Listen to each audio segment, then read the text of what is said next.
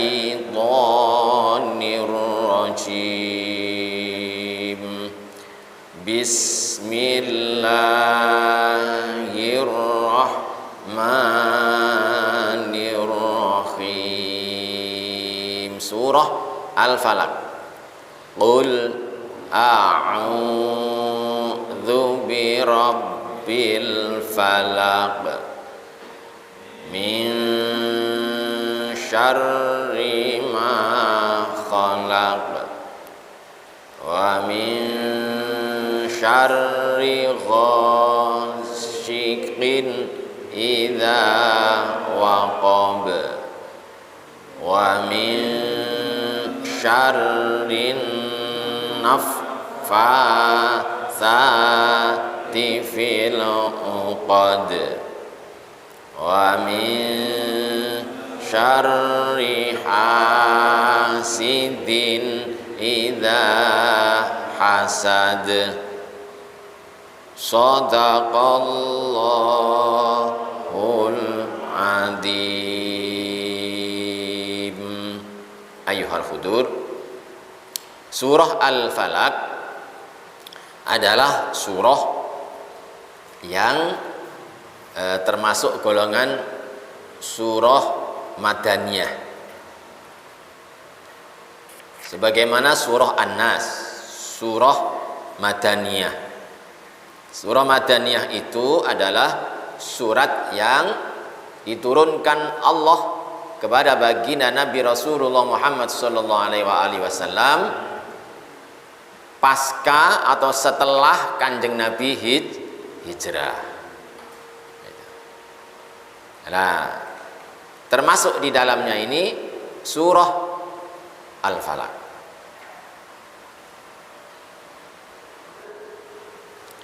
Di dalam tafsir Ibnu Katsir itu disebutkan adalah bahwa saat itu Rasulullah Muhammad sallallahu alaihi wasallam sedang sakit. Kapan itu diperkirakan sakitnya Rasulullah itu?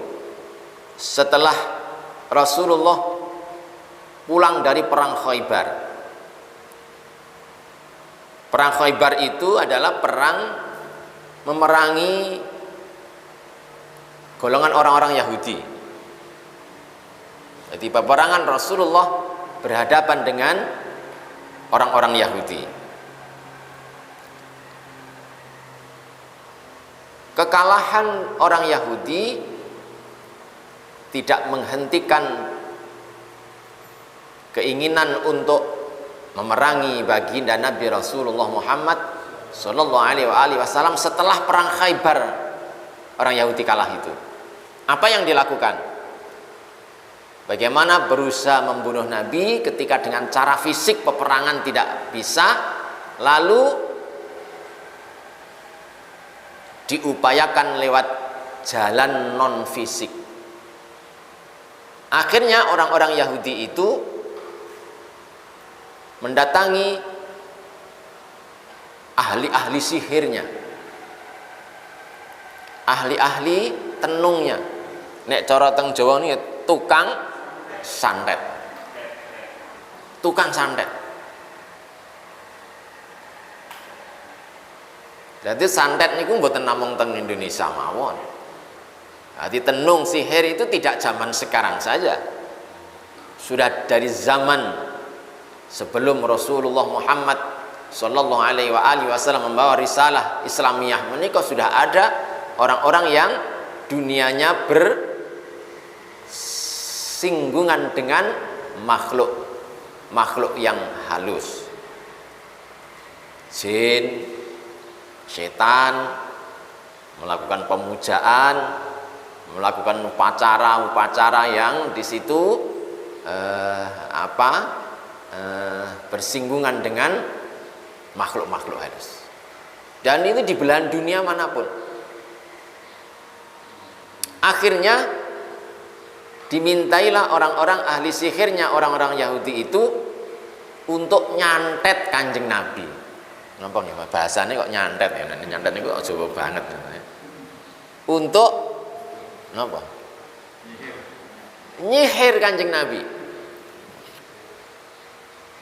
Dan hari ini tuh Masya Allah bro, fenomena ini semakin banyak dan semakin tidak karu-karuan tentang dunia persantetan ini.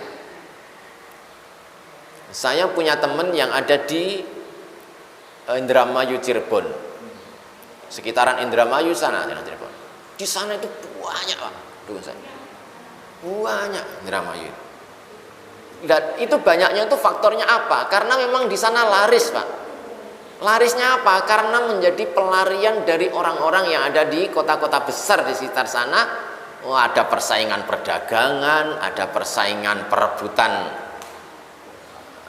bisnis, ada perebutan perempuan, dan seterusnya, dan memanfaatkan jasa begini-begini ini. Ini seorang sudah kehilangan nalarnya. Nyawa dihargai 3 juta, nyuntulung dipateni niko, disantet, ini kayak ditulung yuto, tandang mereka Pak. Masya Allah. Saya dulu itu punya sepupu Pak, dan dia seorang tabib. Ketika dia mengobati seorang pasien yang kena tenung begitu itu, salah satu metodenya ketika sudah tidak mampu dikembalikan secara langsung, dia datangi itu Pak, yang tukang tenungnya itu. Dan orang begini ini tahu dari mana. Sepupu kami lalu kemudian mendatangi di daerah Tulungagung Pak, mohon maaf ini, ada Tulungagung. Dan di situ ada satu kampung Pak, dan itu banyak orang yang profesinya begitu-begitu. Kenapa terjadi itu? Di sana ada satu kampung yang memang di pesisir selatan itu, zaman itu memang kemiskinan itu tinggi ya. Di daerah pesisir selatan itu tidak sebagaimana pesisir utara. Kalau pesisir utara itu kan lautnya untuk mencari ikan Pak, sehingga menghidupi betul nelayan-nelayan kaya itu di pesisir utara. Perdagangan pelabuhan besar di pesisir utara. Pesisir selatan tidak Pak, tanahnya bergunung-gunung, berbatuan, pantainya tidak banyak untuk nelayan, mencari ikan dan seterusnya itu. Akhirnya mereka itu ya sekaligus dalam kemiskinannya itu ada sisi lain apa? Mereka senang riyadhah Pak, senang tirakat ya. Kalau riyadhah kan Islam, kan senang tirakat, nepi dan seterusnya, dan akhirnya berhubungan dengan makhluk-makhluk halus begitu itu. Dan apa Pak untuk penebusnya? Dibawakan satu karung beras dan beberapa uang tidak banyak. Selesai Pak urusannya. Jadi memang Masya Allah. Maka kembali kepada asbabul nuzulnya surah ini, diturunkannya salah satu disebutkan adalah ketika Rasulullah gerah, dan gerahnya agak lama. Wakilah disebutkan ada sekitar 1 bulanan sampai 1 bulan sampai 40 harian Rasulullah sakit. Dan kemudian Allah mengutus malaikatnya untuk mendatangi Rasulullah Muhammad sallallahu alaihi wasallam. Dan di dalam dialog itu Nabi ditunjukkan oleh malaikat bahwa dia sedang kena sihir. Lalu